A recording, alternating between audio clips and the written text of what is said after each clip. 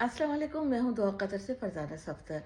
Doha Qatar में 31 दिसंबर की रात यानी 31 दिसंबर की रात बहुत सारी एक्टिविटीज़ होंगी जिसको आप इंजॉय कर सकते हैं। लेकिन ख़ास तौर पर मैं ज़िक्र कर रही हूँ दरबुल सेल का। यहाँ पर अगर आप जाएंगे तो बहुत मज़ा आएगा।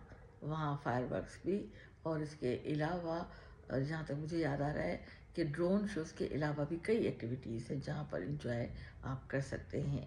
लेकिन चंद बातें हैं जिनको ज़रूर अपने ध्यान में रखिएगा और उस पर अमल कीजिएगा। सबसे पहले तो ये है कि दरबुल सेल में अगर आप जा रहे हैं तो सिर्फ फैमिली वाले लोग जा सकते हैं, बैचलर्स के लिए नहीं। दूसरे नंबर पर बात यह है कि वहाँ टिकट भी रखा गया है। अगर आप टिकट लेकर जा रहे हैं तो आपकी गाड़ी के लिए पार्किंग भी आपको मिलेगी और एक्टिविटीज़ के करीब तरीन जगह भी आपको मैसर आ जाएगी।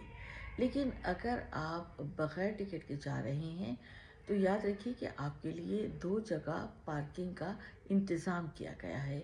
एक पार्किंग आपको मिलेगी अलवादी में और दूसरी पार्किंग आपको मिलेगी 29 एग्ज़िट पर।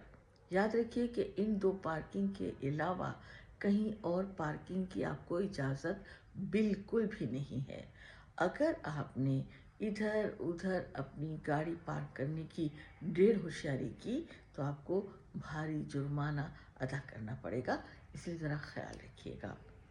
अगर आप परेशान हो रहे हैं कि पार्किंग के बाद इतनी दूर कैसे जाएंगे तो आप बिल्कुल परेशान ना हो।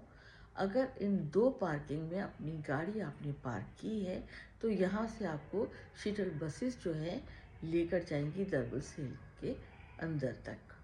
वहाँ पर आप जो है ना आराम से अपनी फैमिलीज़ को एंजॉय करवा सकते हैं, इसलिए कोई परेशानी की बात नहीं है।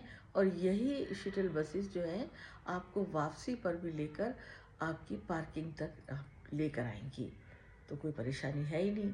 एंजॉय कीजिए, मज़ा लीजिए इन एक्टिविटीज़ का, लेकिन रूल्स और क़वानीन के अंदर अंदर।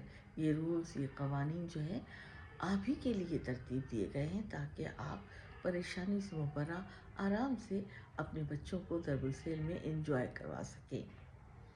ये वीडियो अपने दोस्तों को ज़रूर शेयर कीजिएगा, उन दोस्तों को ज़रूर जो ढेर होशियारी दिखाते हैं, इधर उधर पार्किंग के बगैर जो है ना गाड़ी सेट करके आते हैं, अपने तौर पर समझते हैं कि हमने तो बड़ा तीर मार लिया। तो उनको बताइएगा कि भारी जुर्माना पड़ेगा और आपकी इंजॉयमेंट जो है आपकी परेशानी बन जाएगी। अपना ख्याल रखिएगा।